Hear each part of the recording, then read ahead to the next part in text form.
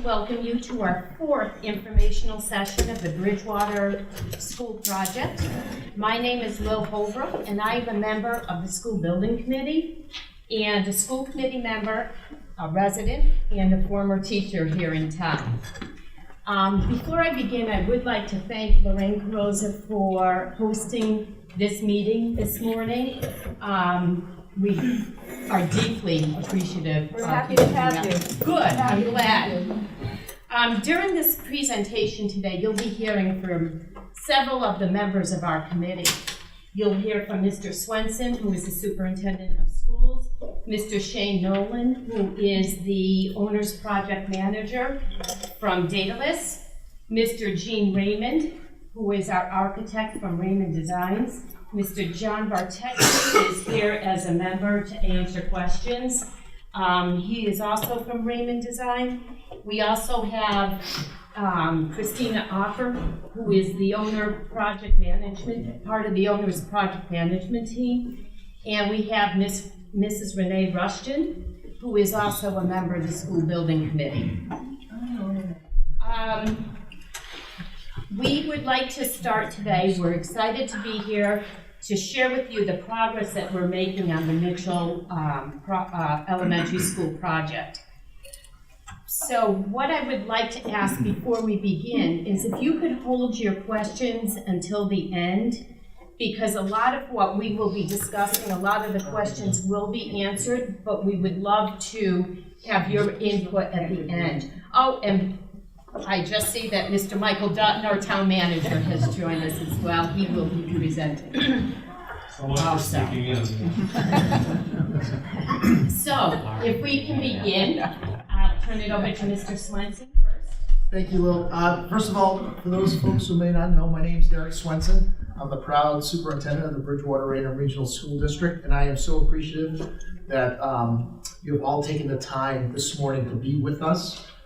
As Ms. Holbrook just stated, this is our fourth presentation. We do have another meeting tonight at the high school at 7 o'clock in the auditorium.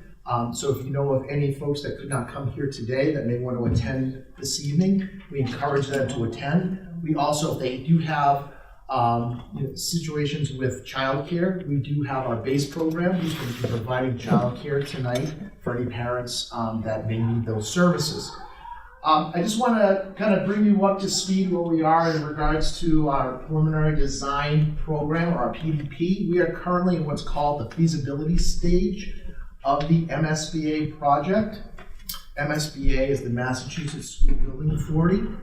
And they are a funding mechanism that provides funding and reimbursement to towns that qualify for core projects like the Mitchell Elementary School, but also accelerated projects. We did some roof projects with MSBA a few years ago, and they provided us some reimbursement on that.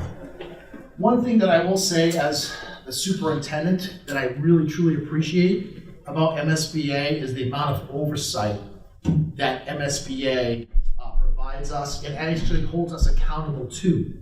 It's a very, very thorough process. And our preliminary evaluation began in June of 18 with Mr. Raymond and his folks from RDA and doing an evaluation of the conditions of the existing building and site. One advantage we had with RDA is that a few years back when we had the initial collapsed roof, we brought in RDA to do a assessment of that site to kind of give us an idea as to what were the root causes of that situation. And if you've seen that analysis, basically it had to do with some poor quality craftsmanship, but also some poor quality in terms of the materials that were used on that site. So Mr.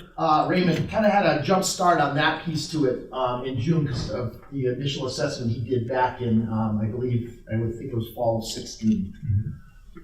In June and August, we also did a space summary of the current site. MSBA does require that your spaces, in terms of classroom size and whatnot, fit a certain criteria, and we're held accountable to that. So we had to do a space summary of that site as well. And then also we had to kind of look at alternative site options that are available in town. Again, these are all boxes that need to be checked off with the MSBA. So Mr. Dutton provided our school building committee and also Mr. Raymond with town-owned land throughout the town of Bridgewater. And we kind of had to vet that out to see if those sites could actually hold and be built upon throughout town, or if we wanted to go to the original site, which is at 500 South Street.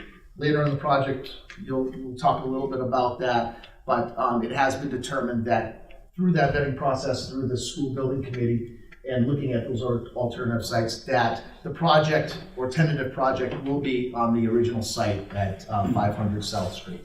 So just to give you a little bit about that. In terms of the educational programming, I know that Ms. Holbrook was part of our envisioning workshop and educational programs. I'll let her speak a little to that and kind of piggyback on some of the things that she's going to bring to your attention.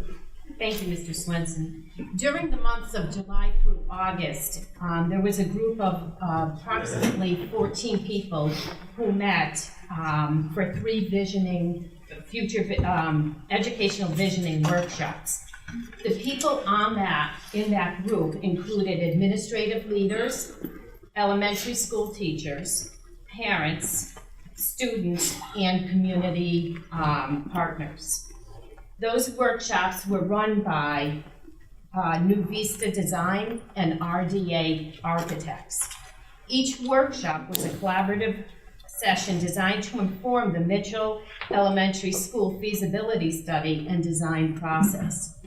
Participants were led through a step-by-step visioning process aimed at capturing their best thinking about Bridgewater-Raynham Regional School District's elementary schools' current and future educational goals and priorities, and connecting those with the best practices, teaching practices, and possibilities in innovative school facility design.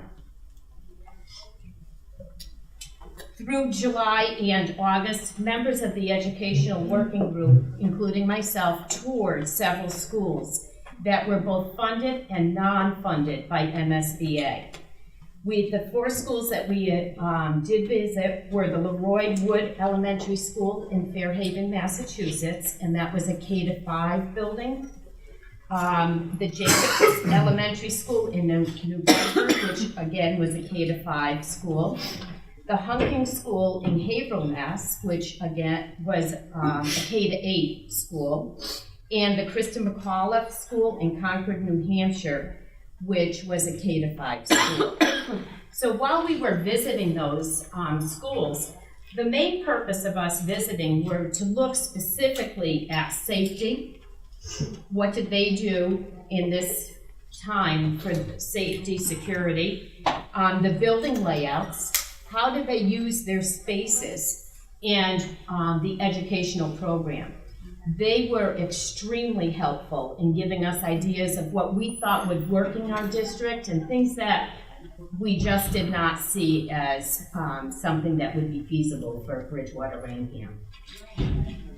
As part of that also, we took a look at the pre-K-2 and pre-K-3 options.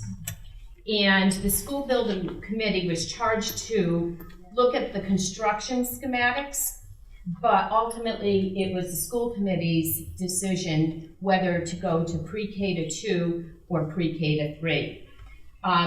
Information was given to the school committee about the advantages and the disadvantages of going pre-K-2, pre-K-3, and it was determined by the school committee to go with that pre-K-2 configuration. We felt that that would be the best for the district because it would assist the district programmatically, as it would help align the grades on both the Bridgewater and Raynham sides of the district. It would alleviate traffic concerns in that there will be 255 fewer students because that grade 3 would then be moved out of the building and over to the Williams School. And we also felt that greater equity in programming and delivery of services would be better for a pre-K to 2. Mr. Swenson, do you have anything to add there? Just in terms of the visioning and the touring of the schools, this helped really drive what was called our educational profile. Part of the PDP was to provide a very thorough and intensive programmatic profile to MSBA that really detailed what we viewed as a successful and efficient and effective 21st century learning environment. And I gotta tell you, one of the best opportunities that I had over the summer was to go into some of these new sites and see some of the real innovative ideas that have been implemented into these buildings. So that really drove our educational profile, and that's really truly what MSBA looks for. MSBA looks for a site and a solution that best fits the district's educational profile. So this process was very beneficial to us as a community, but especially to me as an educator, to really see the current trends that are out there in terms of 21st century learning environments.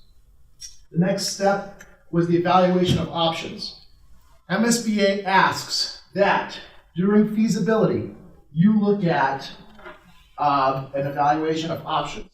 A base repair, which is systems and code updates or correcting the pre-existing issues that created the concerns for us and the reasons why that school is currently offline. A renovation, which is updates to the interior space with no additions or expansion.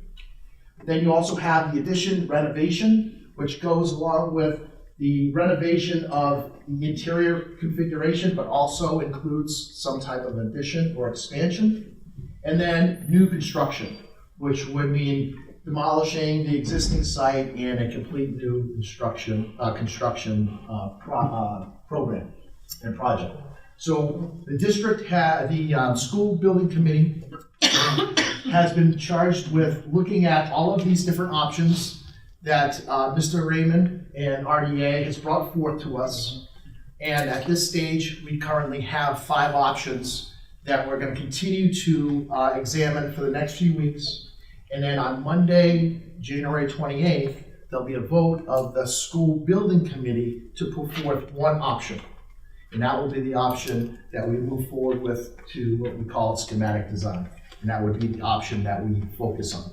So right now, we do have in those 5 options, a renovation, 2 addition renovations, and 2 new construction projects that the school building committee will continue to explore and study, and again on the 28th, make a vote to move forward with one of those 5.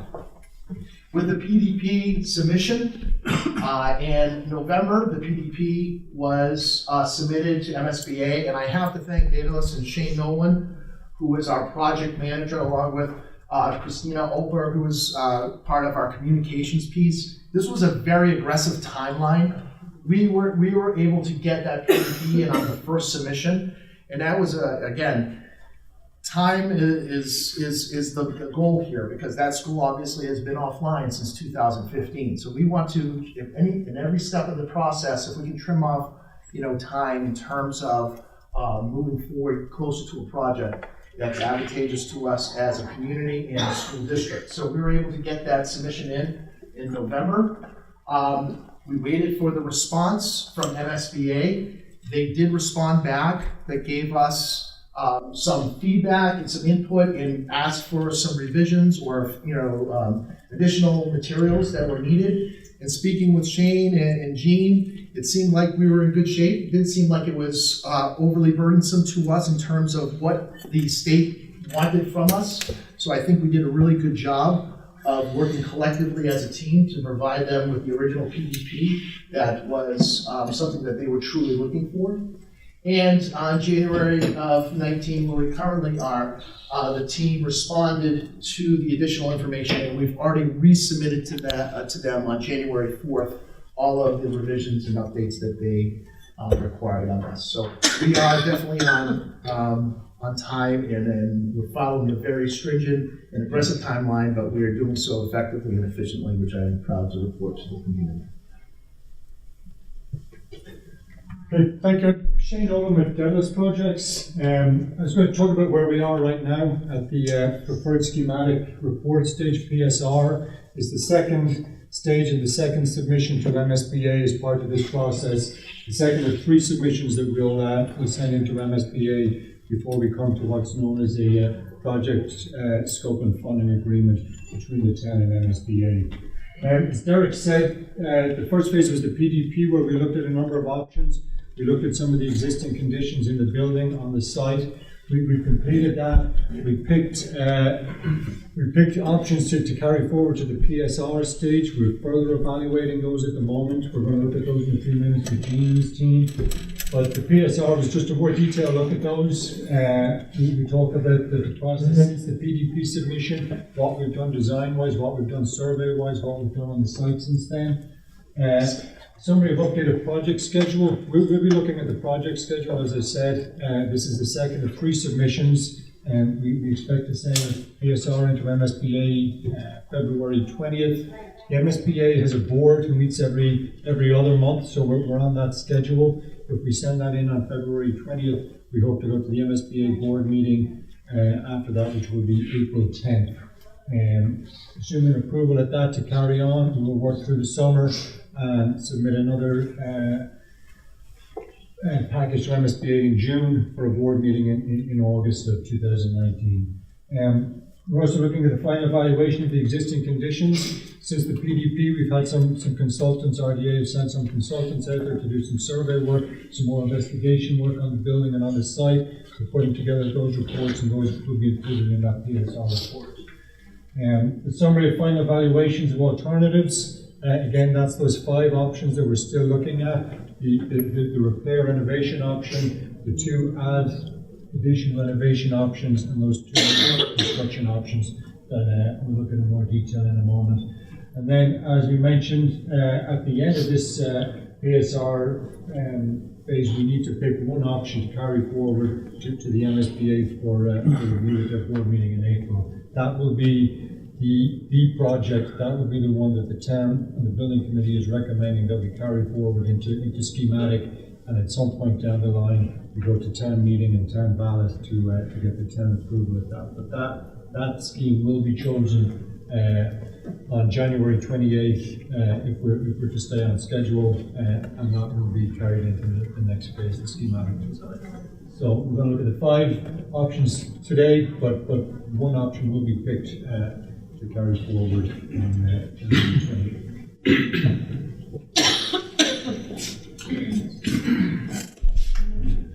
So my name's Raymond. I'm one of the architects working on been working with the district and the town on this. And as has been mentioned, we've started out with looking at a whole bunch of sites and then picking a site at where the existing school is, and then looking at a whole bunch of options on that site. I think we have 11 different options that we've studied, everything from just fixing the building to 6 different options for new construction. As far as the site selection history, we looked at 6 different sites. A couple of them, Mike Dutton, as had been mentioned, had given us a number of town-owned sites that were, 10 acres or more, which is about what you'd want to have. A couple were out by the Halifax line, and a couple, we looked at Legion Field. One of the properties over by Halifax, they were both designated as parkland. So besides the complications of kind of putting a school on those properties, you'd also need to get legislative approval to take parkland and use it as school land. Then you'd have to replace the parkland somewhere else. So kind of the last 3 sites that it came down to were all clustered around where the population center is. So one being the existing site, and then the other 2 that we still get questions about sometimes are what could you do at the former middle school site, 166 Mount Prospect, or even what could you do at the regional high school. So I just wanted to mention the problems with those 2 sites. And the first being that at the regional high school site, the site has a lot of wetlands, but it also has a lot of playing fields. So you kind of go on the site and think, oh wow, this is great, it's wide open, it's a huge site. But we studied putting a school out behind, this is the high school, putting a 3-story school out behind the high school. And the only way we could fit it without impacting all the playing fields and the facilities that the high school needs is to go 3 stories, put it pretty much right up against the property line behind people's houses. And then just to get parking, the town would have to take property. There's a privately owned parcel. So, you know, even though you go on that site and it looks wide open and huge, there's just not room out there. But in combination with that, we looked at what could you do at Mount Prospect Street. You know, you have the old football stadium and that's out behind what's currently Mitchell. But, you know, could you fit a school there? So yes, again, it would be a 3-story school, but the public safety officials, the police and fire, were very adamant about traffic being a major issue on Center Street. And if you're running the middle school as a middle school, then you have the Mitchell School on the same site, and then you have the high school across the street. They were very, very concerned about traffic. And since you had the existing Mitchell site at 500 South Street, there really didn't seem to be any driving factor that says, you know, move it to another site. And as a matter of fact, there were some detriments. So, which brings up the existing site. So I'm sure that you all have varying degrees of questions about that site and that building. As was mentioned, we've been involved studying that building since the roof collapse in 2015. So there were definitely construction issues with that roof. And the recommendation is that the rest of the structural frame of the building, the structural frame is fine. The wooden roof members that collapsed, there were a lot of issues with them, both in installation and fabrication. So if we end up working with the existing building, though there was a roof collapse, any of the options we show would have a brand new kind of steel structured roof, and you know that issue would be neutralized. The other issue that we were made aware of right up front was the history of air quality problems.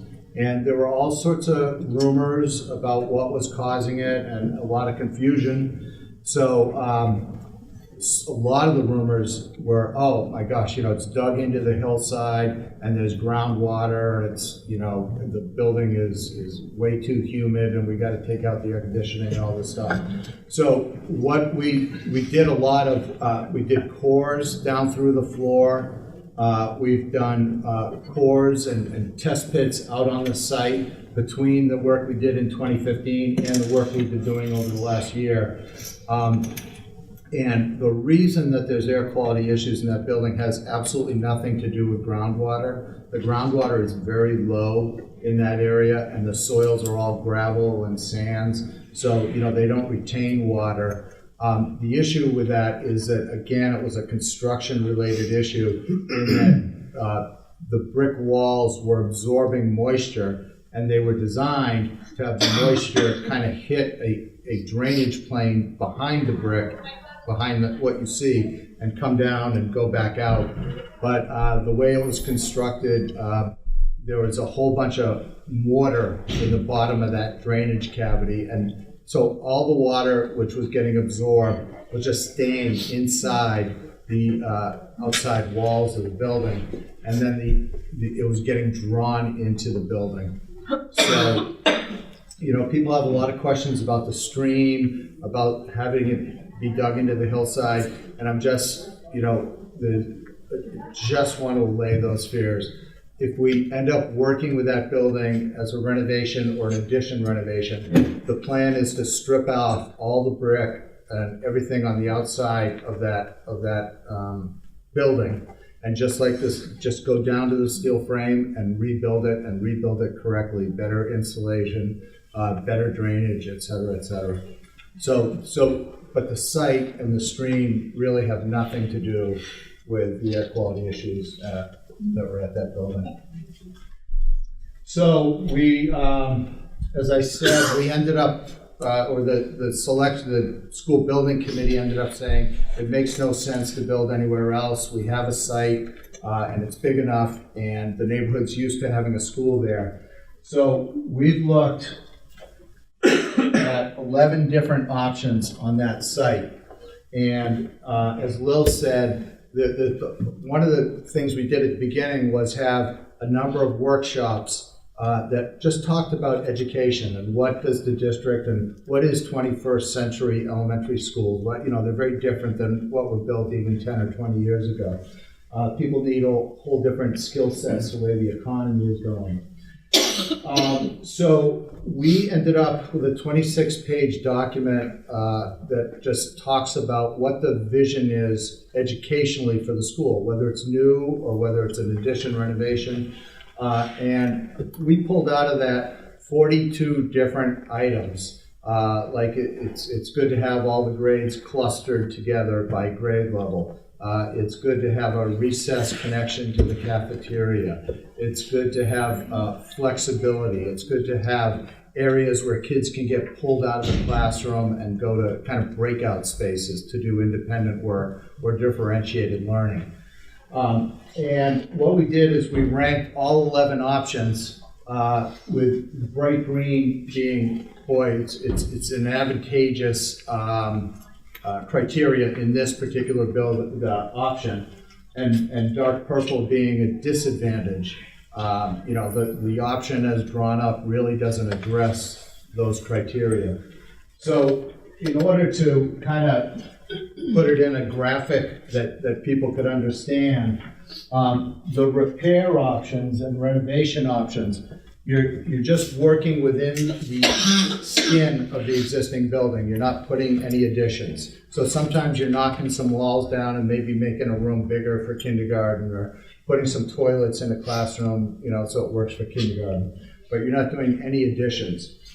It really gives you very little flexibility as far as what you can do with the building to meet the 21st century goals that the district has educationally. So you can see that these renovation or repair options kind of scored pretty low educationally, and they had a lot of disadvantages.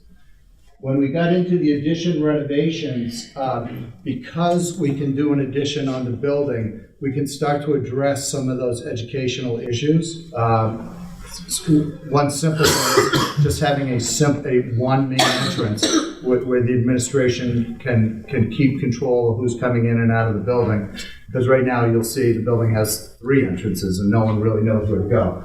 But anyway, by putting an addition and renovating the building, we're able to do better on the educational criteria. And then we looked at 6 new construction options, and the school building committee Monday night reviewed them all and chose C1 and C6 as 2 options that they want to get some detailed pricing on, and they wanted to consider for their decision on January 28th. So right now, for January 28th, they're going to be evaluating the renovation A3, a renovation, the 2 addition renovations, and 2 of these new construction options. And we brought boards, obviously we can all make ourselves available and come back to slides or go to boards, individually afterwards. So with the renovation option, as I said, it's no additions. So on the existing site, it was broken down originally as 3 wings, each having 2 floors. And from what we know of that era and what we can surmise, each of these wings was supposed to be kind of what they call a separate school within a school. They all had front doors, they all had little administrative areas. And then, so you break this 1,000 pupil school into 3 kind of smaller orbits or neighborhoods. and then they'd all share the cafeteria and the gymnasium on the back. And, it's a very good, the thing about that's good is you're trying to break a big school down into smaller pieces so the kids are known by the staff and they feel more comfortable. The issue physically is, as I mentioned, you really don't have a lot of control over safety, which since this building was built has become a very important criteria. You approach the building, there's 3 front doors, you're not sure which to go. There's really it's very difficult to control who's coming in and out. Usually you come in one door, you go right into the main office, and then you're kind of ushered wherever you're supposed to go.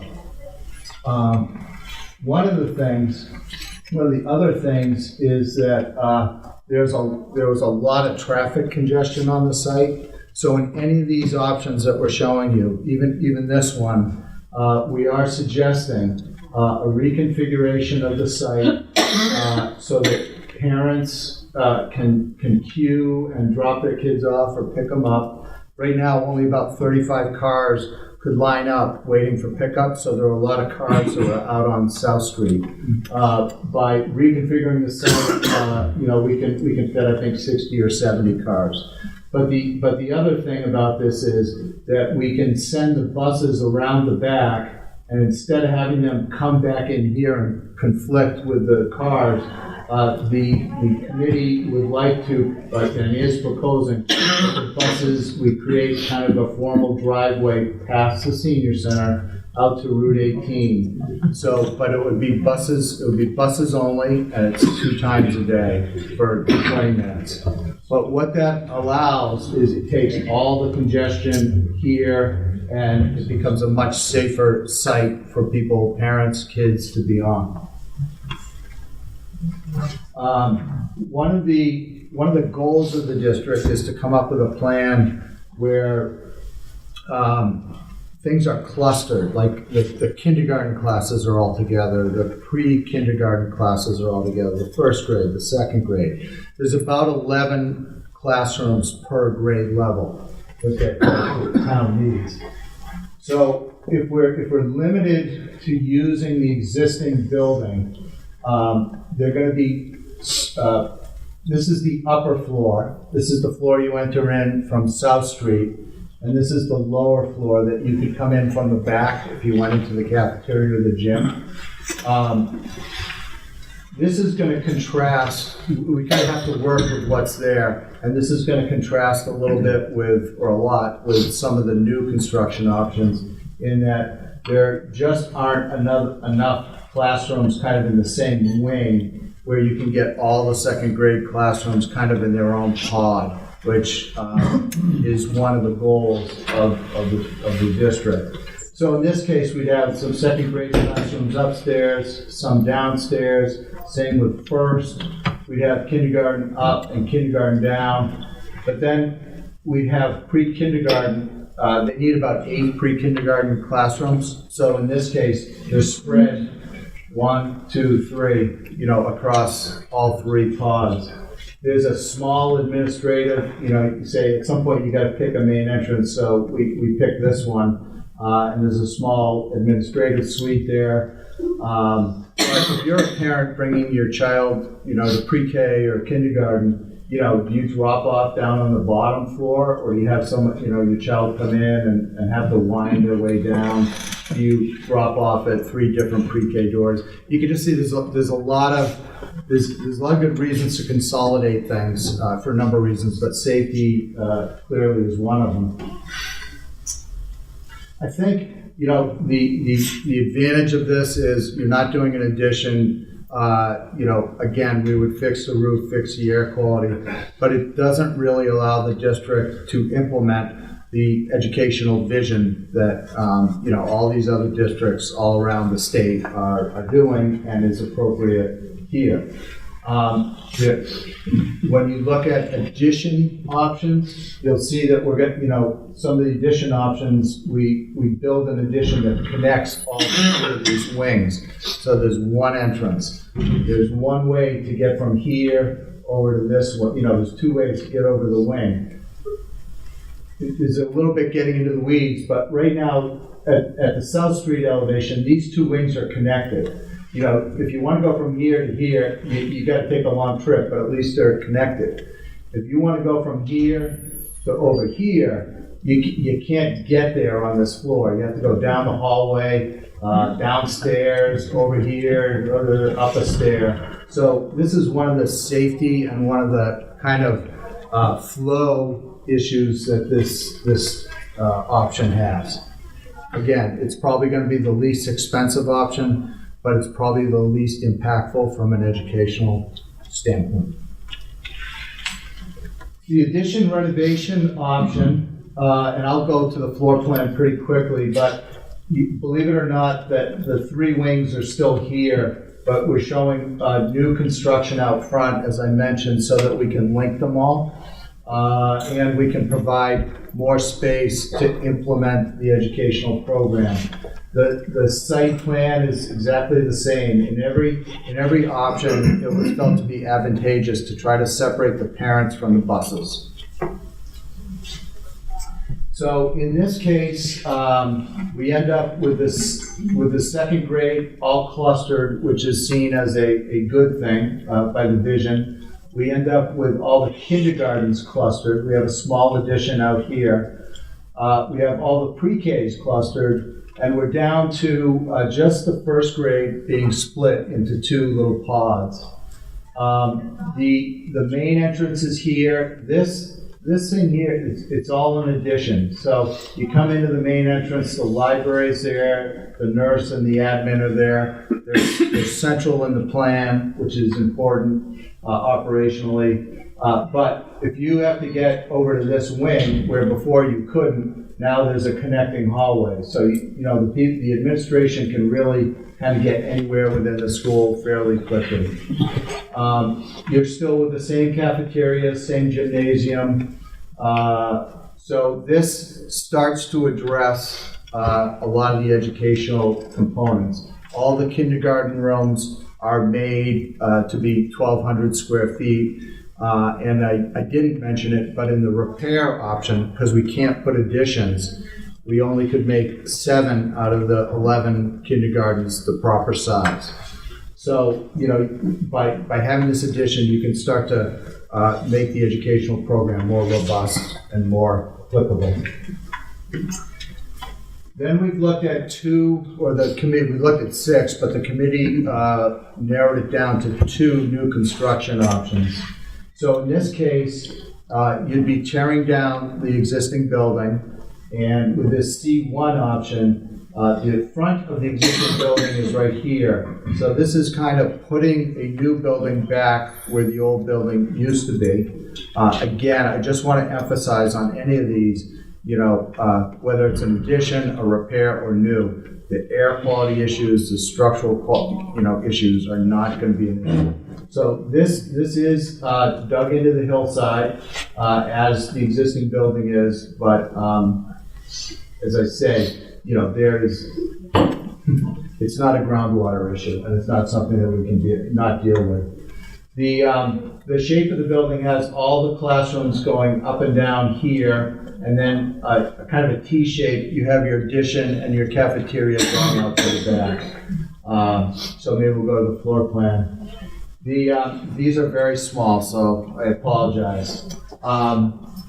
What was nice about this is you can come in at a central main entrance with the administrative suite and the nurse, and for little kids, the pre-K to K, you can just go take a left and you go to the pre-K pod, take a right, you go to the kindergarten pod, and you've got your 11 classrooms and you've got your 8 pre-Ks.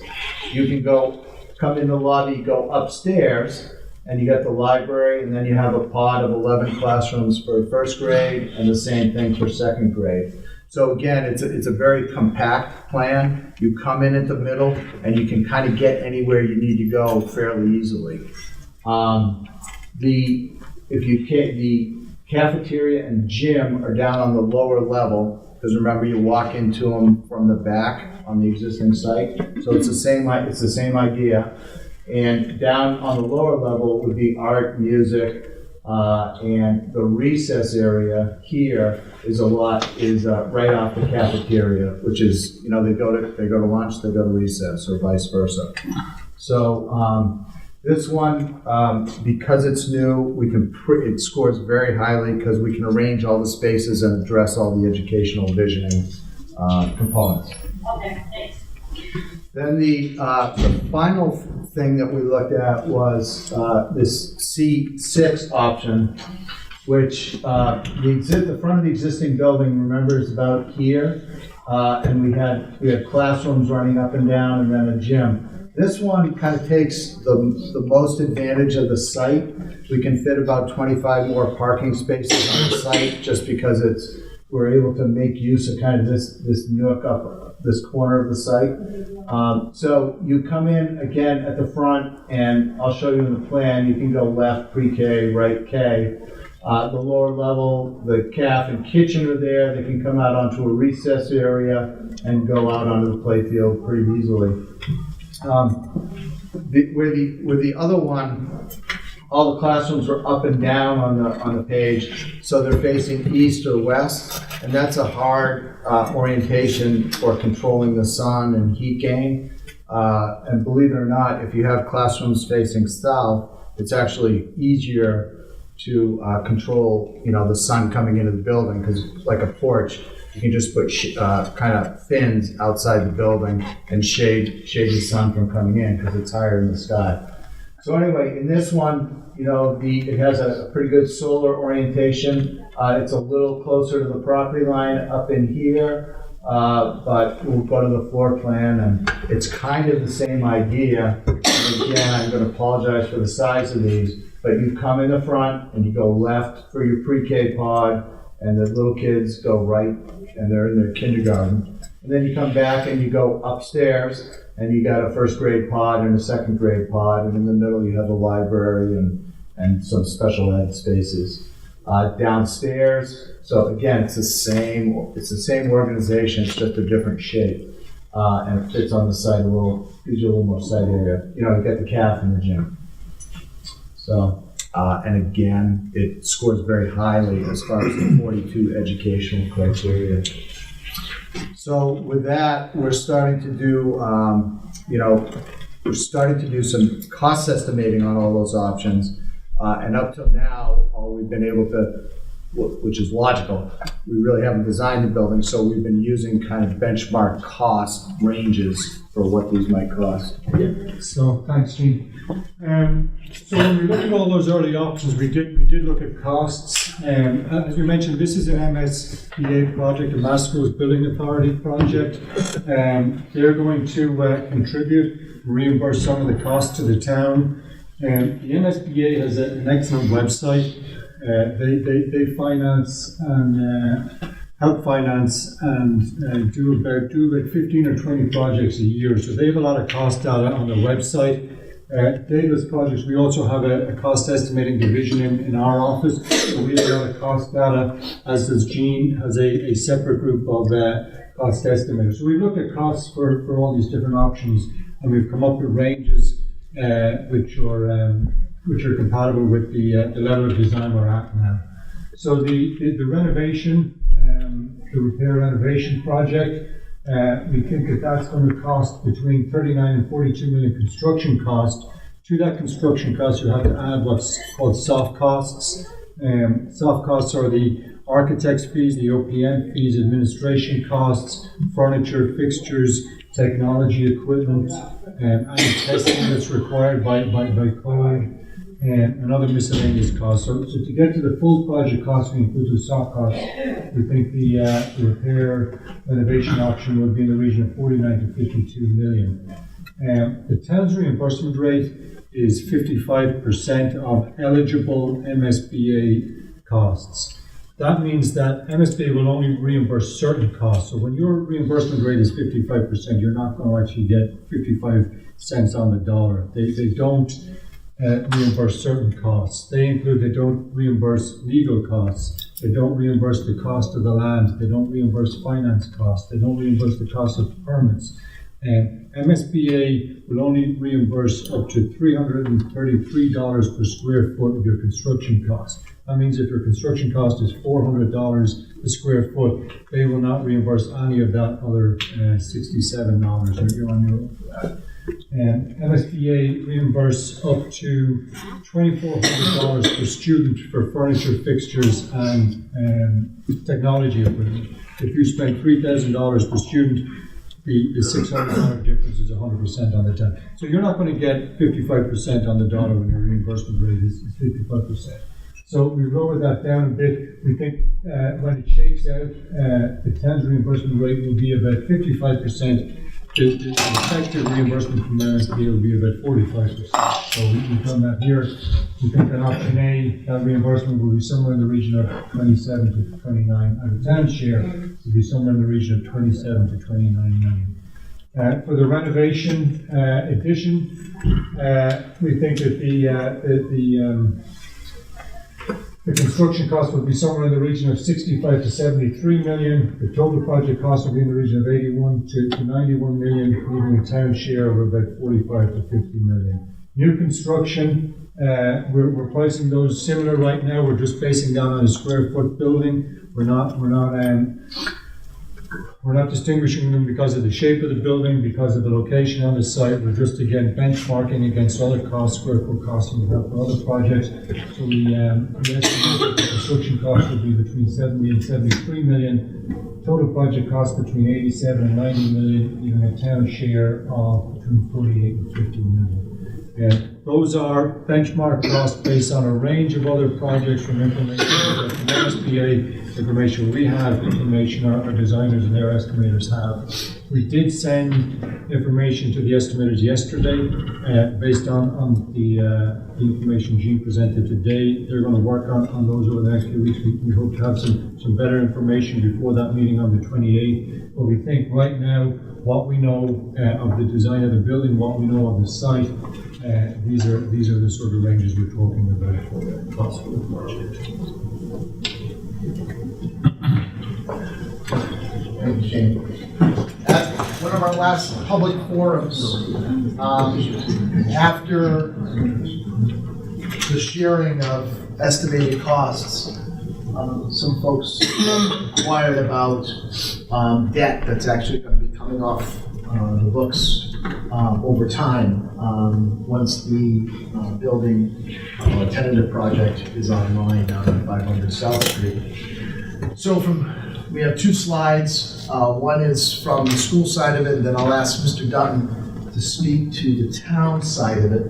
So right now, this is the debt currently carried by the school department in regards to debt exclusions for projects that we have done over time. So just to kind of give you a little bit of a Cliff Notes version, because those plot graphs are kind of difficult. The old high school renovation, which is currently, was Bridgewater Middle School, is currently now housing the elementary students because of the roof collapse. Currently in 19 has about $140,500 left on the debt, and that's going to be coming off the books as of 2024. We did some roof projects, as I mentioned, which was an accelerated project through MSBA, and currently in FY19, which we're currently in, we have about $63,635, and that exclusion will be paid off as of 2032. The current Mitchell. This is one that's a little bit difficult to digest sometimes. There's still monies that are owed on that building, even though it's offline, because of some renovations that were done.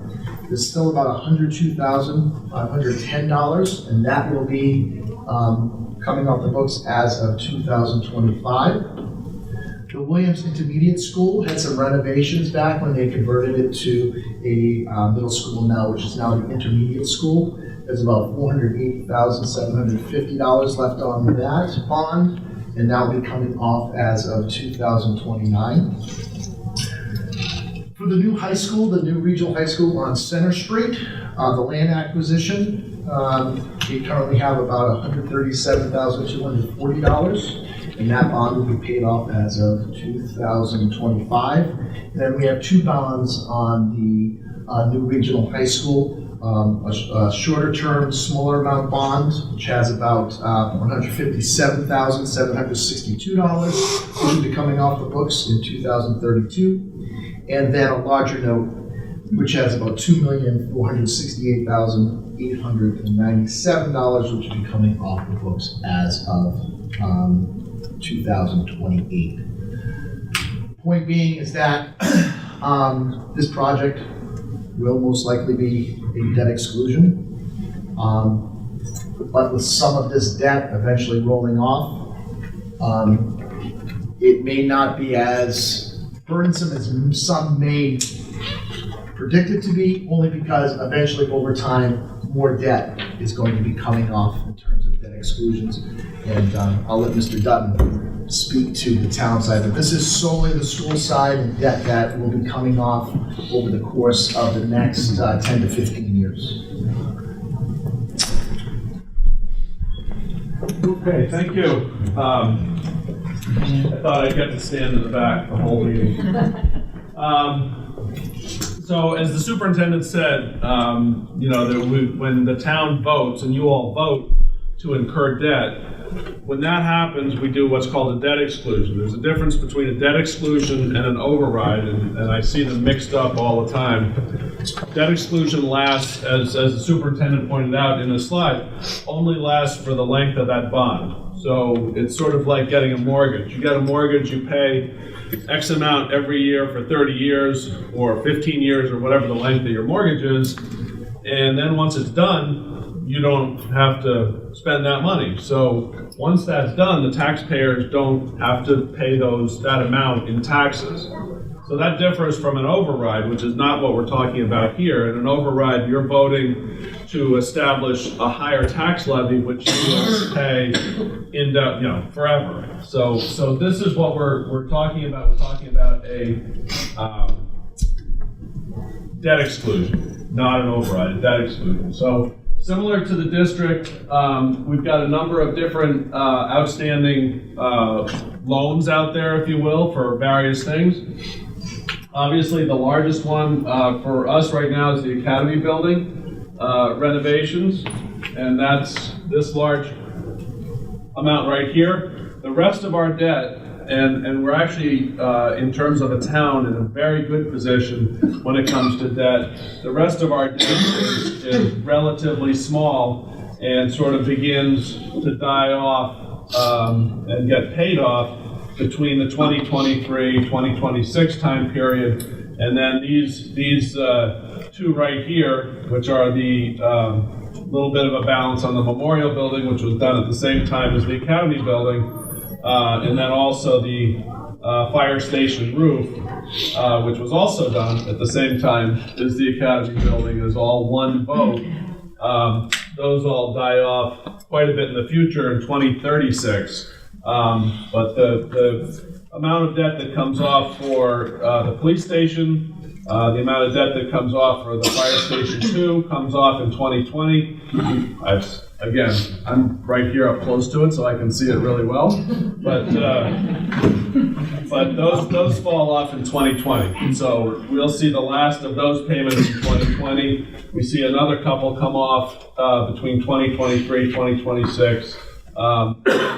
These larger ones, this larger one, 2036, and then the related ones, much smaller, but those are also out to 2026. So as I say, as a town, we're in very good debt position. We are going to see a number of projects that have to be funded. Roads among them, that's probably the primary one, so you'll probably see some requests for road funds coming up. But other than that, the schools, by the nature of the beast, this is the same with every town, school buildings are the largest building facilities that we have in town, and those are going to take up the largest amount of the debt. So that's perfectly expected for us. So So I think the long and the short of it is, and what I'll leave you with is, on the town side, quote unquote town side, we're in a very good debt position, and the schools, as the superintendent showed, some of that debt is also coming off. So what we try to do to make sure that there's as little adverse impact as possible is to match up the debt coming off with new debt, so that there's not huge swings year to year to year in the tax bill. So that's what we try to do, just balance it out and even it out. So with that, okay. So here are the different scenarios. Shane walked through the relative costs. What we have done here are the different amounts that the town would have to borrow between 34 million and 50 million. We're looking at an interest we're figuring on the conservative side. So right now that's a little bit of a high interest rate. It's 5% on a municipal bond, but better to be a little conservative than not. A 25-year borrowing. So if you had a residential, the average median value of a house in Bridgewater or Bridgewater properties is $385,000, a little more than $385,000. So you can see the annual impact for a borrowing of $34 million would be $354. So if we, for some reason, came out and borrowed $50 million, and again, this is after the MSBA reimbursement, we'd be looking at a $521 annual figure. So I'm sure we're going to share these, around. So you can see it in a larger print than this, but so it's a large borrowing. It's a significant annual cost. But again, I think what we've tried to do, both on the district side, the town side, is make sure that there's some stability in the borrowing levels to make as little impact as possible year to year. Good. Thank you. So just a little more on schedule. I touched on it before. February 20th is our next big milestone. Well, I should say January 28th is our next big milestone. That's the next school building committee when we're going to pick that preferred solution to submit to MSBA. After that meeting, Gene and his team will put together the full report that we'll submit to MSBA. That report is due on February 20th. So we'll make the decision. We'll get ahead of that time, give us time to put that full report together to submit. February 20th is a hard date. We must get it in on or before the 20th of February to MSBA so they can review it and go forward to the MSBA directors meeting on April 10th. So at that meeting, MSBA will either accept the preferred solution from the town, or they may ask us to go back and look at something else. But we're hoping at that meeting that we will get accepted, that the scheme will be accepted by the state, and that will allow us to begin what's known as the schematic design phase. As we keep progressing the design, we look at other things in the building like systems, electrical systems. We're getting into more depth in the structural systems, and that will take us a couple of months and bring us up to July 10th when we have our final submission in this phase with MSBA. Based on that submission, we will sign what's known as a project scope and funding agreement with MSBA. That's when the scope of the project will be locked in contractually, and that's when the cost for the project will be locked in contractually. That's when you'll know the exact cost to the town, the exact cost that MSBA will reimburse. Let me ask everybody this question. If we didn't have the damage to that school, would we be here today? Okay, can we finish and maybe take that question? Well, I'm trying to make some sense out of this meeting, because if you're talking about renovating that school and leaving it where it is, you're throwing good money after bad. If that school was good enough when it was constructed and it physically and met all the educational needs, why are we spending all this money fixing, doing all this renovation now? If it was good enough then, what is it now? Why are we even sitting here? I think if you built the school today, you wouldn't build it like you did in 1995 or 96. I understand that, but there was no damage, we'd still be using that school, isn't that correct? If we could just Yeah, wait. we'll just finish, I'm sure we'll get to All right. that point. Thank I'm you. sorry. Yeah. I appreciate it. So we'll submit that schematic design to MSBA in July. We'll come to an agreement on the exact scope, on the exact cost for the project, what would be the town's portion, what would be the state's portion. Once we get that approved, we move into what's called the funding. The funding scope, that's when we'll go to the town, and as Mike said, that would be a debt exclusion, and we expect that to happen in September or October of 2019, when the town will be asked to vote formally on the project. If the town approves it, we'll then move into full design and construction, which will happen later on in 2019 into 2020. Okay, so, right now, as a teacher, you will always have a job to do. You've been a great audience. We do have a survey. Some of you may have seen it on one of the Facebook pages or on our Bridgewater School Project page. If you could go on, we want your feedback. We want your input so we can take that information and process that information and see where the townspeople are and what they, get a pulse of where you are and what your thinking is. So that survey is found online at www.surveymonkey.com. And we do have hard copies of the survey with us today in case you wanted to take it right after the meeting. Or at the bottom of the survey is also our website, so if you wanted to take that at home and go onto the website once you're at home on a computer.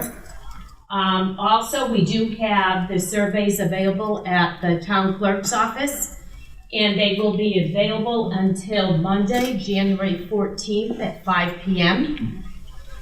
And if you would like to contact us directly, we ask that you please email us at bridgewaterschoolproject@gmail.com, and one of the members will get back to you. We also have additional public meetings coming up, and the school building committee will be meeting on Tuesday, January 22nd at 7:30 at the town council, presenting the project to the town council. And the Bridgewater School Building Committee will hold their next meeting on Monday, January 28th at 6:30 p.m. All of the meetings, the town council, the Bridgewater School Building Committee meetings, they're all open to the public.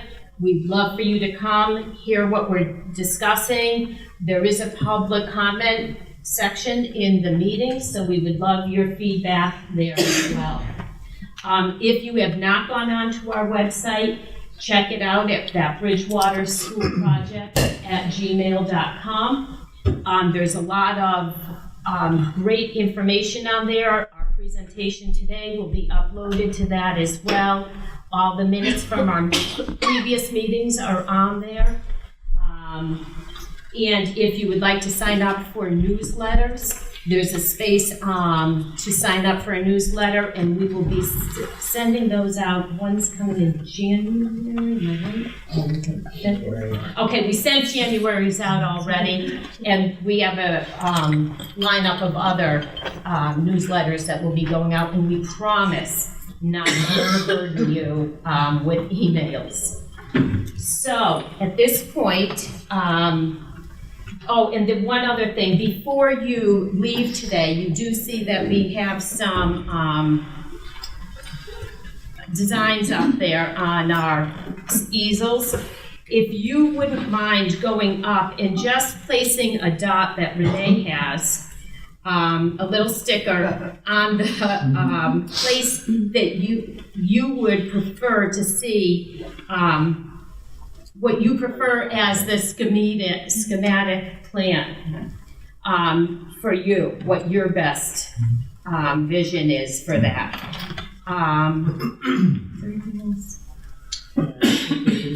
Oh, yes, if you did not sign in, thank you. The housekeeping right down here. Housekeeping, if you didn't sign in, if you would sign in on your way out. So again, I want to thank you. And at this time, we'll open up for discussion, questions. I just wanted to make a comment. Obviously, you know, we've been here for a while at the senior center, and I know there is discussion about buses being routed up Wally Kruger Way, which I feel is a very bad situation waiting to happen. I'm wondering what the input is with public safety, what their thoughts are on that. We've had many accidents waiting to happen without all the traffic. And I know it's been presented as far as, oh, it just would be buses, but we know that doesn't end up happening either. It becomes regular traffic with the, you know, with the parents and all that in the community. What's the input from the public safety regarding that? We have met several times. Okay. Chief Del Monte and Chief Levy, and actually Captain Schlatt's from the police department. And it's a concern. Yeah. Obviously, we don't want to create any type of hazards for our members of the community that utilize the senior center. One thing we did say was we did not want to make that a through road throughout the course of the day. So it would be some type of situation where we would have a gate that prevents that. We also don't want it to be a cut through from 18 to South Street and South Street to 18 during the academic day when we have students out at recess. So it's a safety issue for you folks, but it's also a safety issue for us as well. And then we kind of talked a little bit about that, being that buses would not come off of 18 in the morning and utilize that access road. They would still come off of South Street, queue around, and then it would be a situation where twice a day, that would be a through road for buses only. So there would be when they drop off the students, and then they would then go on to their, actually at that point, it's the last tier of run, so they would actually go back to the bus company's barn up on Elm Street. But it would be a situation where they would come out, and that usually takes anywhere from, say, 10 to 15 minutes in the morning. And then in the afternoon, again, they would not be coming off of 18 through. They would still be coming off of South Street, and then exiting 18 in the afternoon, which would be about 10 to 15 minutes. So it's not going to be a road that's going to be through traffic all day long. It is going to be a situation where there would be some type of gate preventing that. Safety officials said they would work with us to enforce that over time. And so believe me, we do share the same concerns you have as the safety officials. It would be a situation too where we said we were going to explore a possible stoplight. 18 is a state highway, so you have to go through DOT for that. So we are going to possibly explore that. But when the buses did come out onto 18 off of that road, it would be a situation, it would be a right turn only. So you're not going to be cutting off traffic going there. So it would come up to Winter Street. And at that point, students that live up closer to Halifax at that point, it would take a left. And students that live closer to, the center of town and whatnot would take that right, going back towards South Street. I think there's a lot of things to keep in mind, though. It's not only our building here, we also have a Conant Center. There's a daycare there, there's a health center there, there's a lot of things going on there, and right off of Route 18. And it's just, to me, it seems, we see this every day. It's kind of like an accident waiting to happen. And keep in mind, when the weather is pretty lousy, we could be one of the last to be plowed out. So we're lucky if we can even get to our jobs in the building during the day in the morning. So I just see a lot of factors, just from my perspective, being here for 20 some odd years. And it isn't just me thinking about the senior center, it's thinking about the community and the safety of the students also, and people coming in and out of Route 18 because they are flying, and it's very dangerous. So. You might plow faster. I don't know about that. So, and again, everything that you expressed, Lorraine, we have kind of talked about when we were exploring this idea. And it's a situation too, We have to think it's just not going to be a road that we put through without some engineering behind it that gives us, some elements of safety to protect the folks at the Conant Center, the senior center, and the daycare, but also our students as well. Exactly. And us, as well. So, it's speaking to former superintendents. That has been explored in the past. I don't think it has been explored as thoroughly as we are currently exploring it in terms of working with, traffic flow consultants and engineers to make sure that we are going, if that is even a situation of the project, that it would be as safe as possible for all stakeholders involved, folks here at the senior center, as well as, our students. Right. Can I ask you what time of day the buses would be? You're probably looking at, in the morning, you're probably looking anywhere from between, say, like 9:05 to 9:20, because that's when the buses come. The buses would be exiting. That's what it's And in the afternoon, you're probably looking at like 3:20 to 3:30. That's our dismissal time. So by the time we load the buses and we allow them to all dismiss, at that point, you're probably looking at about that time. But in the morning, obviously, they would no longer have students on them. So we could even be a little bit more flexible with that. Because We I have would to be talk more to concerned about the morning time, Yeah. I think, Yeah, than that's the what we would afternoon be. time. Yep, As so far we as can- the seniors and, the daycare and all that goes, I think that the afternoon, by then, things are, there's less traffic and less in and out. But at that time of the morning, when we have like 50 seniors pulling in for Zumba, and we have, different, like, large groups coming in, the line dancers and things like that, that could be a little, it can be a little nerve-wracking just with that amount of people coming to our parking lot Without any of those other factors. Right, so I Yeah. think one thing that we do have in terms of flexibility with that, if we're hearing, and that's good, that's why we're here. 'Cause Right. we need this information to bring back, so we'll go back to the drawing board, is we have 3 tiers of buses. So we have the high school run, which is, the early morning run. We use the same buses for all 3 tiers, because economically, instead of having 3 different tiers of, 60 odd buses, we use the same 60 buses for all 3 tiers. So you have the elementary, you have the high school run, and then you have the middle school, intermediate school run, and then you have the elementary run, which would be the K2 option here. One thing we do have some flexibility with is that, based upon feedback that we receive here from you folks, is once those buses in the morning drop off elementary school students, unless they have a field trip or something else, those buses are done for the morning anyway, until the afternoon. So there could be a situation where, if we worked it out with the bus company, is there a way that we could maybe stagger that a little bit, so that, because all they're really truly doing at that point is returning to the barn, which is now up on Elm Street, which is nice, it's local, they're not even going to WB anymore, where Mr. Lucini was. And we foresee that probably, Mr. Lucini will probably be the contract, has been for some time, but it could be another bus company, who knows. But one thing we do have some flexibility with that piece is they don't have to actually get somewhere right after, like a tier 1 or a tier 2 bus would have to be, so that it puts off the route. So those are all things, again, this is all really, truly tentative stuff. So we gotta kind of vet everything out, but also take into consideration information that you folks are bringing to us, work with safety officials so that we make sure that it's safe for you folks, but my responsibility, I have to make sure, first and foremost, my kids are safe and come to safe and welcoming buildings every day, but the buses are an extension of that. So I have to make sure in that as well. But we hear your concerns, we appreciate them, respect your concerns, and we just have to kind of work this through. We're just trying to anyone who went to the old Mitchell back in the day,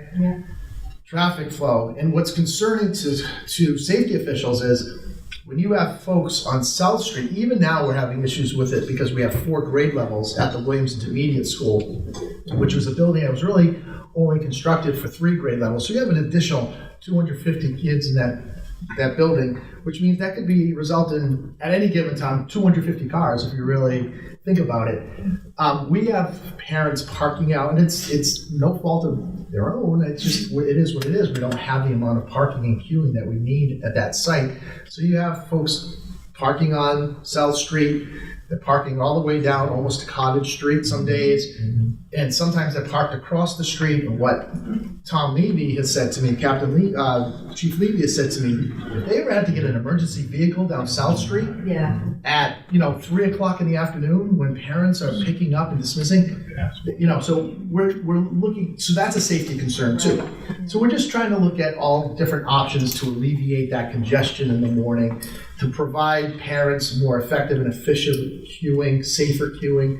We also know that parents have, jobs to get to and whatnot. We don't want them stuck on South Street, for, a half hour like it's Gillette on Route 1 on a Sunday, we don't want that. So, but I, again, appreciate, respect, and understand your concerns. Thank you, I as do we. appreciated that, Yes, wanted of that course. known, so. Of course.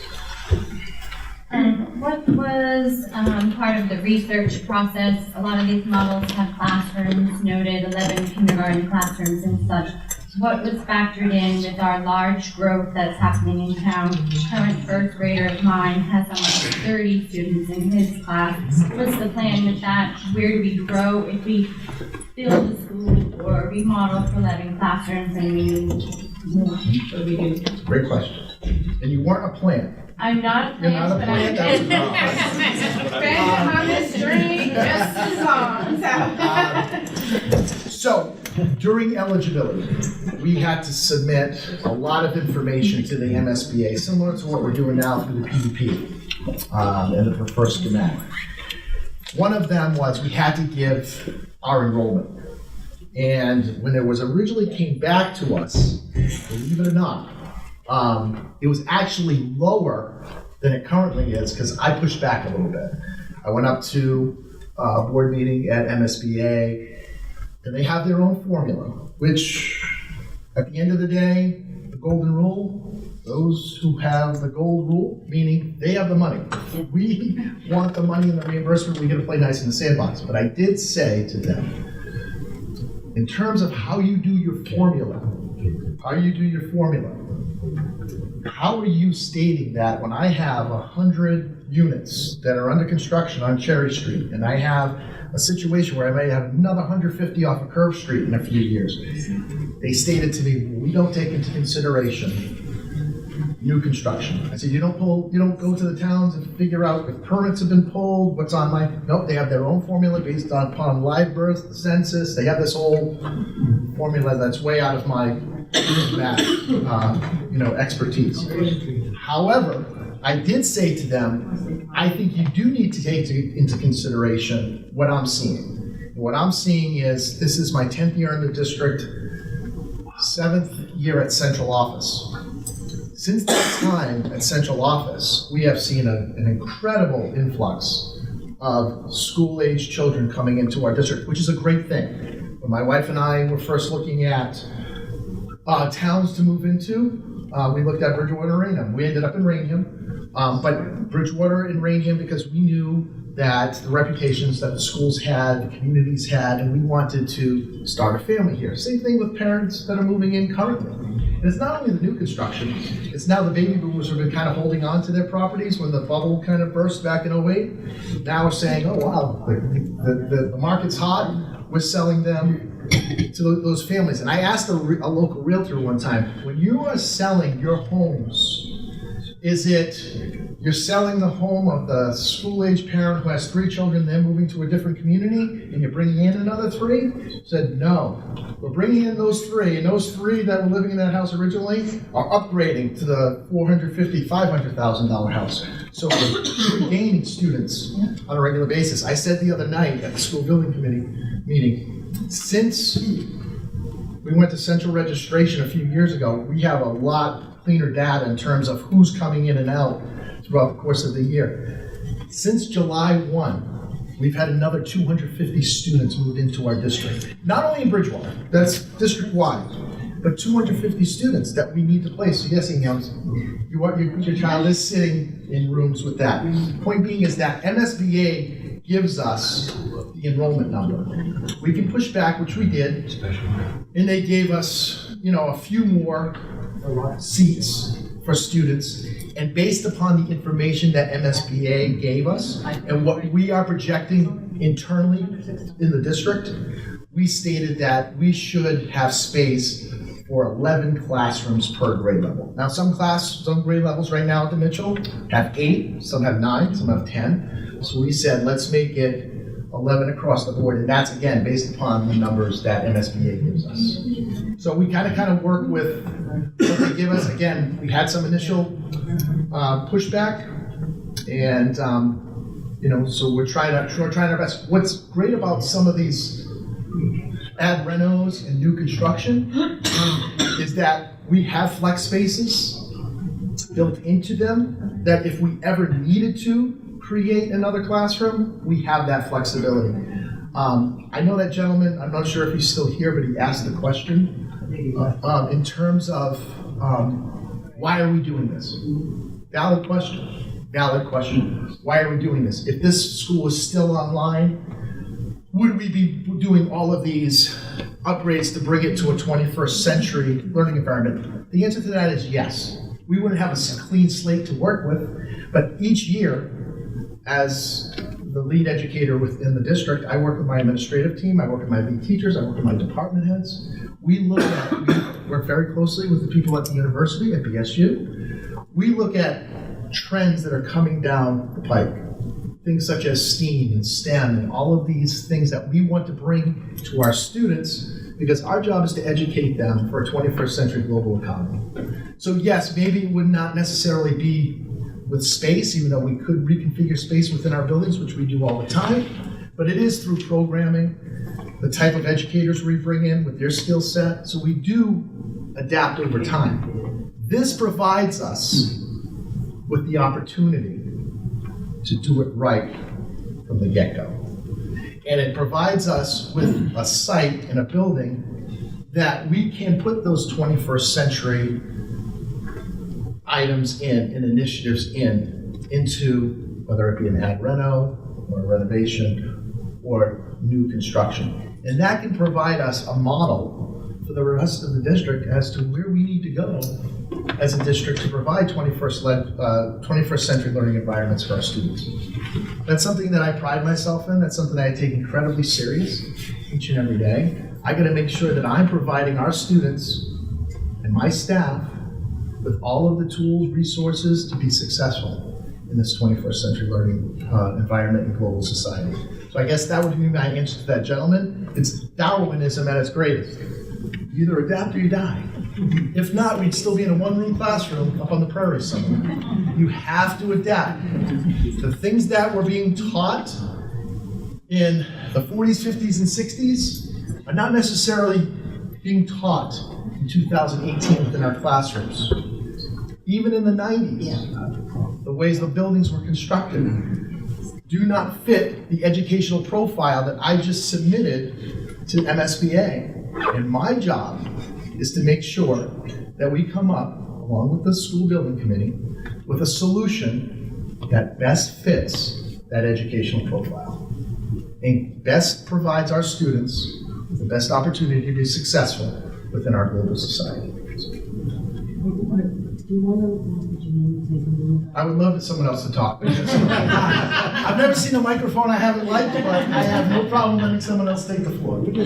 I just have a very, very brief thing. So one of the, Derrick had said how the MSBA really makes the process extremely thorough because they don't want to see a problem and they don't want to have a district come back in 15 years and say we need something else.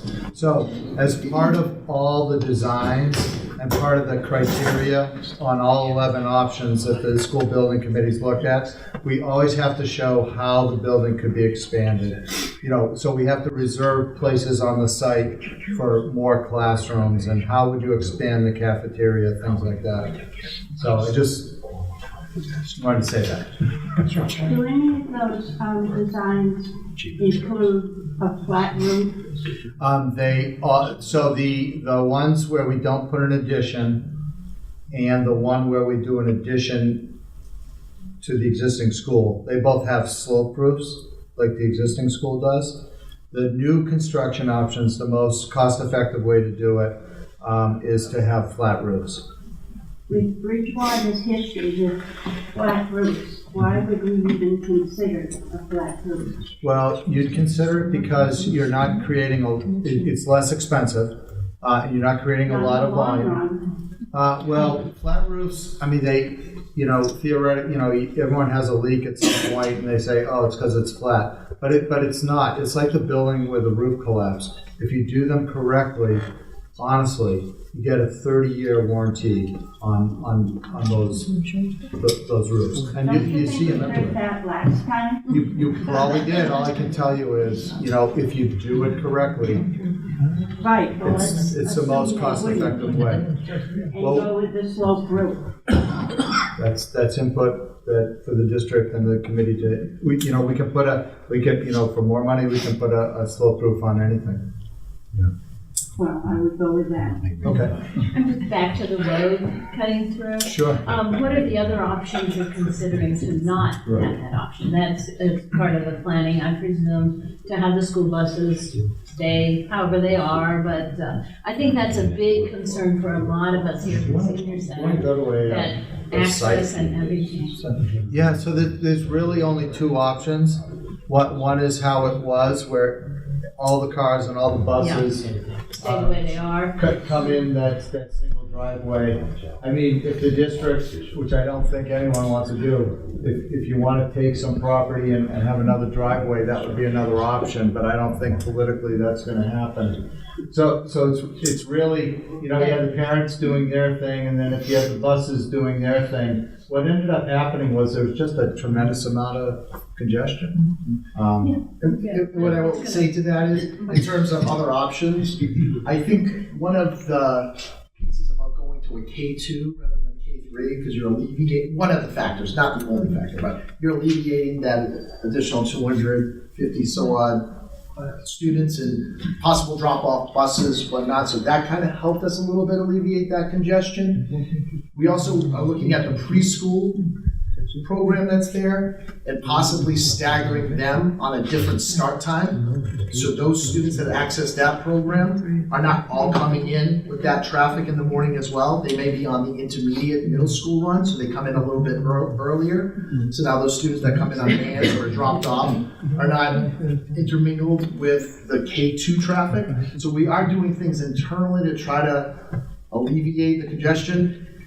We're still foreseeing, in talking to the traffic consultants that were out there a few weeks ago in front of the Mitchell, we're still seeing that we're probably going to have those congestion situations. So we thought about other options to do that, and that would be to try to queue the buses at the rear of the building. So that's where that idea came from. But if it did not come to fruition for whatever reason, they would have to queue back out onto South Street. And again, you'd have that congestion with car traffic and the bus traffic. There's no access out that wetland up the back there? Towards the dome? Towards the So the dome is at that right top corner? up here, Like building through there, there's no access that road? No. this is a big Going back wetland, onto so South Street, there's another access, No, like way up, yeah. way up. Yeah. But, That's you know, all. that's just putting in a roadway that will go straight up from Right. where we're talking about. And you wouldn't have the need to come on this road here. And it would make a hell of a lot more sense than this. we could take a look at it. I know there's a line you can't see, but there's a river, quote unquote. I know it's a stream, but there's a 200-foot zone back in here that is regulated, and we'll go back and take a look, but I know it's going to be complicated if we have to go straight up from the property line. Yeah, there's a construction of duplexes just north. Okay. And it's the roadway down that road where I'd be talking about. Okay. Makes sense. All right, we'll take a look. Do you think there'd be property takings involved with that? They would go over property? Possibly, but, you know, eminent domain, you're talking about the needs of all of the community. Yeah. With parking being an issue at all of our schools, is there a reason why we don't have any type of like a second layer parking garage structure? None of the schools that I've ever seen have a parking garage, but parking is always an issue. Because you can't go out, go up, but I don't know if the reasoning would be behind not having. Yeah, well, parking garages are, you'd love to have them everywhere, we would. But, I think they cost like $20,000 a space or $30,000. They're very expensive to construct. And then obviously you have maintenance and stuff like that, but it's always. We're limited. You are limited. Extremely. And I would venture to guess, and tell me if I'm wrong, that probably might be ineligible. Something that the state would have been. No reimbursement. Yeah, definitely. Almost for sure. When we're short on parking, I get you. I just assume, why would we go up, but no schools really have a parking garage, and I didn't know what the reasoning was. But I will say, all these options we're showing, all have increased parking beyond what's there now. Okay, Because that was another issue, yeah. obviously, that we heard. What about the rumors of insurance? Insurance? I'm gonna get to it. What happened with insurance? We have insurance, but one of the misconceptions is that we had buckets of insurance money. It's not. In fact, we had to hire an adjuster to help us to get even more funding, more reimbursement from insurance. The insurance company only settled with us for the damaged part of the roof. They didn't take into consideration all the pre-existing issues with the poor craftsmanship and poor quality construction. They said, we're not paying for that. That's not our. We're going to pay for you for the area that actually collapsed, and that was just about $1 million. But with that, which we still have probably 700 and change with, but we have to utilize that monies to, when we relocated, we were relocating 1,000 kids and people within a 4-day span, 4 days, not weeks, 4 days. So we had to hire professional moving companies. We had to, then when we moved the pre-K program over to Raynham Middle, and because we didn't have the space, under code, we have to have a certain type of play structure for those type of kids. So we had to put a play structure in. There was no playground at the Mitchell. All those things cost a lot of money. I mean, just the moving cost alone, I want to say it was like close to $200,000 to move those kids and teachers. So that money's still there. We're holding on to it, but it's not this windfall that people thought we got tens of millions of dollars. No, I didn't hear any. It's basically. I think there were a million rumors floating around. No, it's basically they gave us money for the area of the roof that collapsed, because when Gene did the structural assessment back in the fall of, I think, 15, I keep saying 16, but I think it was 15, we tried to push with our adjuster to say, and they would say, why would we pay for poor quality? Damn, there should have been oversight on that job at that point. We're not going to pay that. And the playground equipment that's currently there, you will be able to utilize most of that? We've talked about that, and we know that was a nice gift by our parents group. We want to be able to utilize that as well, but there will probably be some new playground structures, at least playground space out there as well. I know we did to the old high school. Right. We don't worry about the integrity of it. I just want to say there was one, back there, I'm sorry. When the new school is built or renovated, it's preschool through second grade. Does that mean the intermediate school is 3 through 7? Nope, 3 through 5. 3 through, okay, 3 through 5. okay. And then the 6th grade is going to then go up to the middle school, grades 6 through 8. And I was a middle school principal. Okay. I've never seen a middle school that was 7-8 Okay, in the history of my 22 years. So really, truly, middle school should be grades 6 through 8. okay. So that's our way now to help, as Mrs. Holbrook said initially, to help align our district. Because on the Bridgewater, on the Raynham side, middle school's 5-8, and then you come here and it's 7-8. We're a regional district. It should be equitable in terms of configuration and programmatic delivery. So this, going to K2 along with traffic flow and the rest, how this now aligned. So now our K5 program will be somewhat aligned with the K4 program over on Raynham. I'm a taxpayer in Raynham, so I can say this. Raynham is going to need a new school pretty soon. And we've already started whispering in the ears of people in the town. The point being, later on down the line, this is probably a couple of years down the line, if we put a statement of interest in through MSBA, I would envision us trying to go to a nice K-5 school. So then you'd have K-5 on the Raynham side, aligned with K-5 on Bridgewater, and then the middle schools would each be 6 through 8, and then the high school obviously would be 9 through 12. So part of this plan too is to help us better align our districts, because a lot of people, not to get in the weeds with this thing, but programmatic delivery and equity in what our kids get in terms of unified arts and special ed delivery, Title I, all those things really have to be equitable, obviously, but in order for it to be equitable, you have to be aligned in order for those delivery services to be efficient and effective. You have pre-K on Raynham down the road as well as Bridgewater, or is it just coming back? We'll have to figure that out. Right now, it's a regional program. It's an integrated special ed program. So we service the needs of both Bridgewater-Raynham students in that program, but we have other sub-separate programs that are district-wide programs that service both Bridgewater and Raynham students on the Raynham side. So it's kind of a wash throughout the district. I'm sorry, sir. I'll come right back to you, I promise. No promise. I have a question and then I have a few comments, if it's okay. Of course. One question is the 55% reimbursement for renovation as well as new build? Yeah, that's a standard reimbursement. Every town in Massachusetts has a reimbursement rate. So your base reimbursement is 55%. That's calculated. The state has a formula. They use 3 different categories to calculate that. So that's a standard across whichever option you pick. And to reiterate what you said, yes.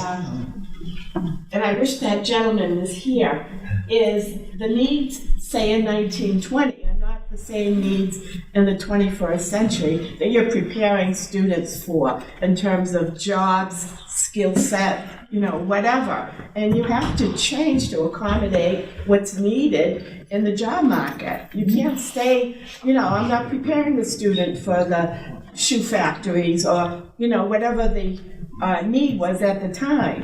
So it's very important to make sure you keep up your schools. And in line with that, my parents chose to move to Bridgewater because of the quality of the schools. I chose to raise my children in Bridgewater because of the quality of the schools. I now have grandchildren in the school set. I'm a senior citizen now, and I am concerned about the bottom line. But the overall picture is the value of your property is only the value that people moving into the community give it. All right? And one of the factors that determines whether someone moves into the community is the quality of the education system. Obviously, there's other criteria which gives a value to a community, like crime and so forth and so on. But education, especially with young parents, is a very big factor. And even as senior citizens on fixed incomes, you have to remember that the values of your property are going to go down if the value of your education doesn't continue to grow with the 21st century. Thank you for that. Thank you. Very well said. Yeah, I guess I had a couple of comments. One, I assume all of the legal roads have been traveled as far as the substandard school that was initially built. Both architect and designer out of business, nowhere to be found.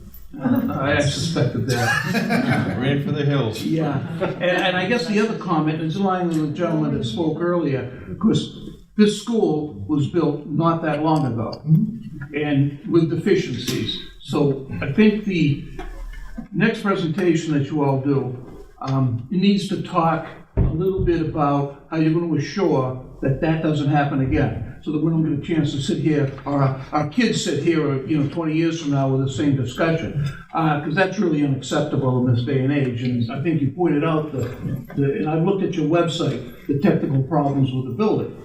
Clearly, the oversight was substantial.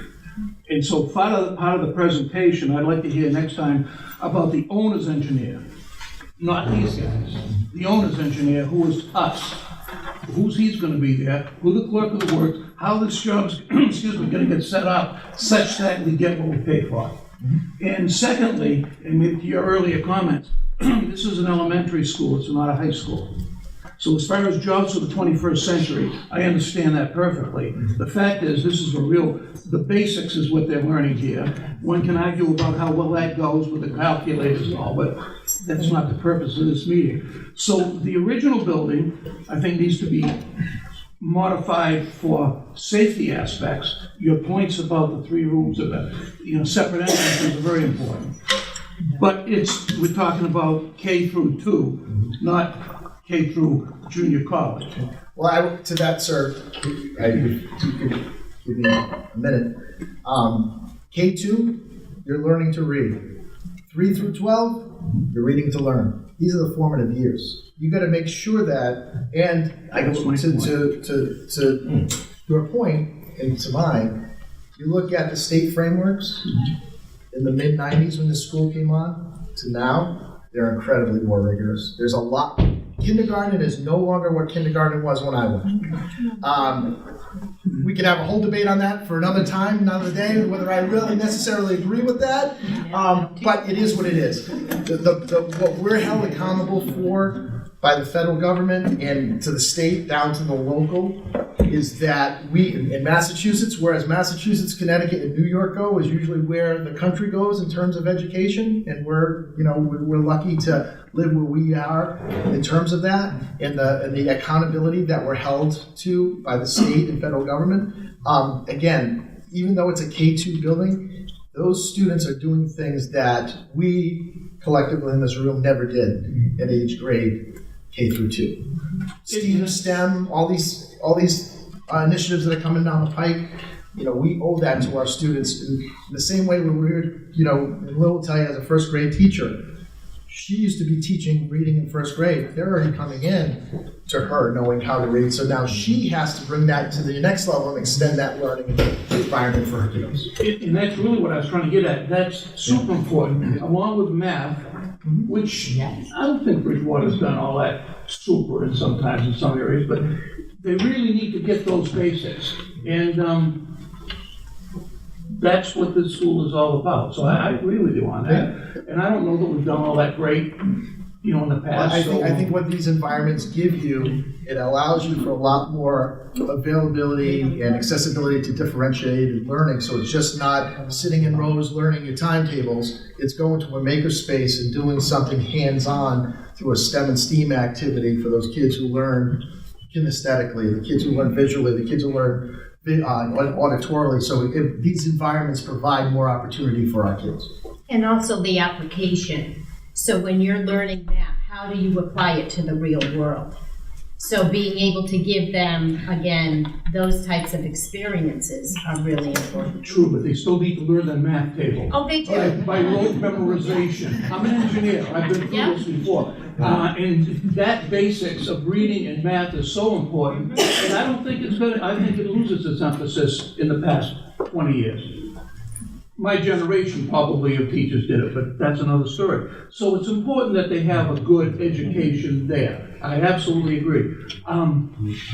Just from what little I've heard and what I saw on the website, I like the renovation and the renovation of that and modernization. Home school, we're going to learn more about that. But I think you need to include this whole roadway thing in your presentation because that's going to be a line item. Because that road out there is not going to have school buses and cars on it. That isn't going to happen. You're going to have to build a new road, and they don't build those for free. You're probably going to wind up with a cop in the street. If we all live long enough to put a traffic light in, if you saw how long it took to do the High Street traffic light. So that needs to be a line item, because you're talking millions of bucks by the time you put that road in and do something, God only knows what, with the traffic light. So, thank you. Yep, thank you, sir. I got one more thing. What's the time frame? I didn't hear that. Looks like we can say anywhere from 2021 to 2022. Okay. To completion? Cutting a ribbon. Ready to go. 2022. Hopefully. I think that's a pretty aggressive at the same time conservative. That makes sense. Yeah, right now we're on the MSBA's schedule for, we have to go to that board, and as I said, they only meet every other month, so we're kind of marching to that schedule. And once we get into the schematic design, we'll have more more of an idea of what the construction schedule will be, because we'll know whether it's a renovation or new construction, we'll know whether we're building this road or not, and, you know, we'll know a lot more stuff, so we can start to detail that schedule a little better. Obviously, with school construction, right, you got to open in September, very hard to open school in October, so that also factors into it. And we have Next month off. So It's called moving at the speed of government. yeah. Can you explain financially and schedule-wise if the vote in the fall were to not pass? Because James has On the majority of cases we've seen where the vote doesn't pass, the project doesn't move forward. And if the vote doesn't pass, we'll go back to MSBA. MSBA will want to know why we think it didn't pass. We will enter into discussions with them. MSBA may or may not allow us to vote again. MSBA may or may not allow us to start the process again, going through the whole PDP, PSR.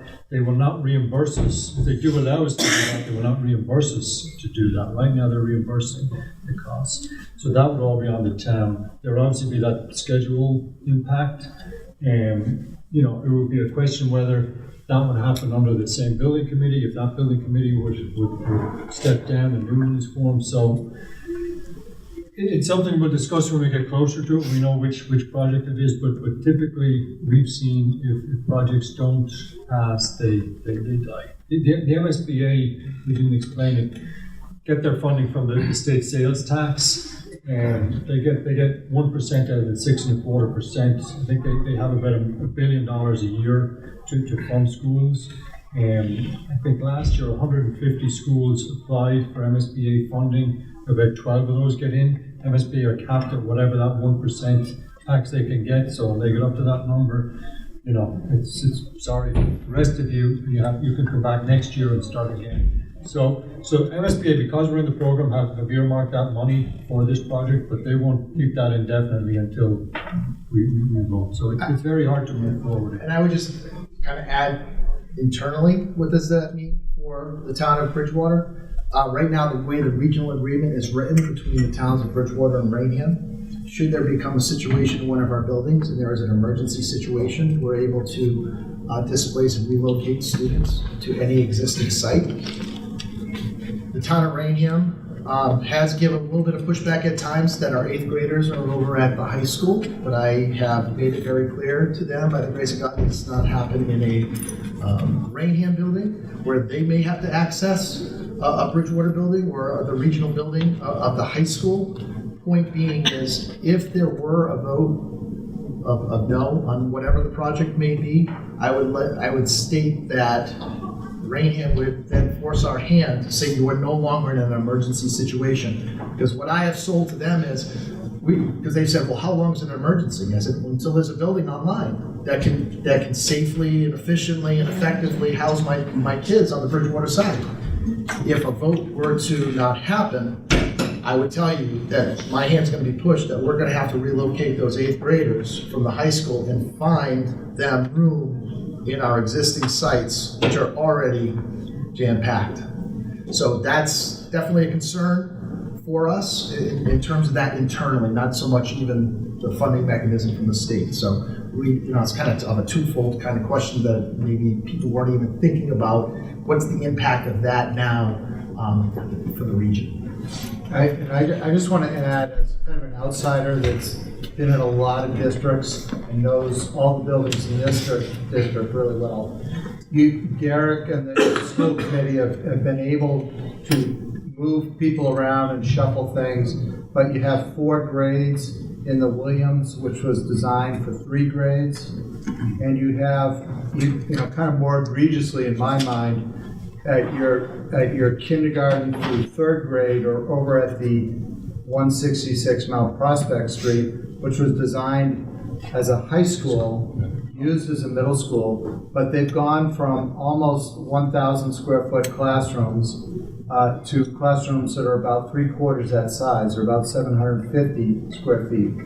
what does that mean? The state standards are 900 to 1,000 for an elementary classroom. And those are good-sized classrooms, but it's because of what they do in elementary schools. They have a whole bunch of centers. You know, they're not just sitting in rows, taking notes and spitting back, you know, facts and figures. So I think, you know, besides what might happen with the 8th graders and Raynham and this and that, you have to remember if the, and it sounds like I'm advocating for a project, it doesn't get talked about a lot, but the situation at the Williams and the situation at 166 Mount Prospect Street are not great situations educationally.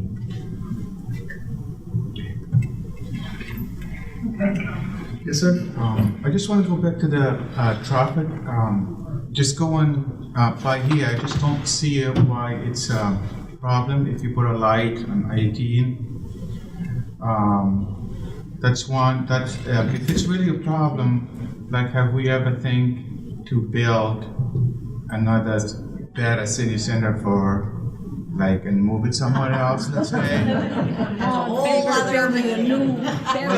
it's gotta come up from, you know, we spend a lot of money anyway, so why don't we just do it the right way? Because I tell you what, because limited the traffic on school buses only is just not a solution.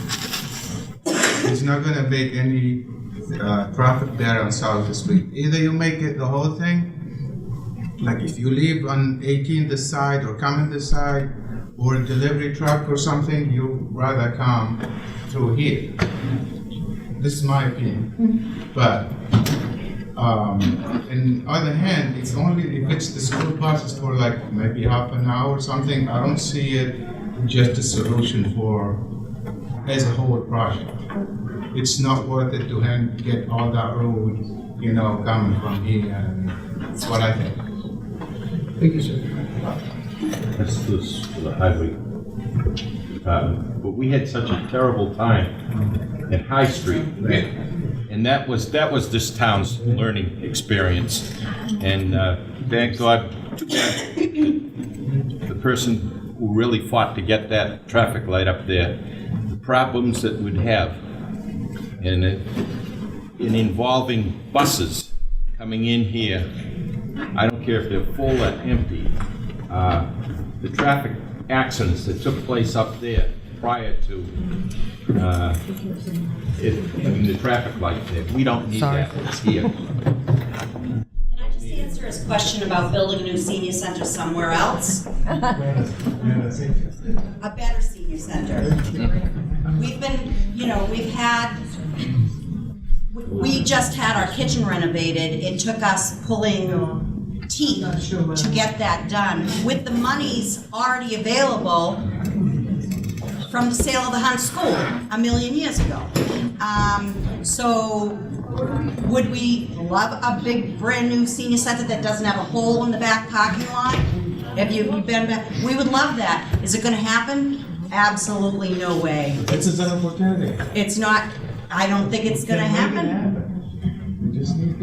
I just want to make a comment that we're here to look at the 5 proposed projects about a new school, and it seems like the hottest topic is the potential of the road going through Kruger. I believe we should be here to talk about the school designs that we have laid out in front of us, the impact on the community and the children, which is the most important part of this whole thing. And our seniors are very important too. And if you have buses going here at 9 o'clock in the morning, when we have people pulling in and out, Understood, but to hijack this whole presentation about the potential, not even definite, road going through the senior center area, I feel like it detracts a lot from what the main core of this project, this whole issue is, which is building a new school for the young people of this community, which is going to be a much larger population in the next 25 years.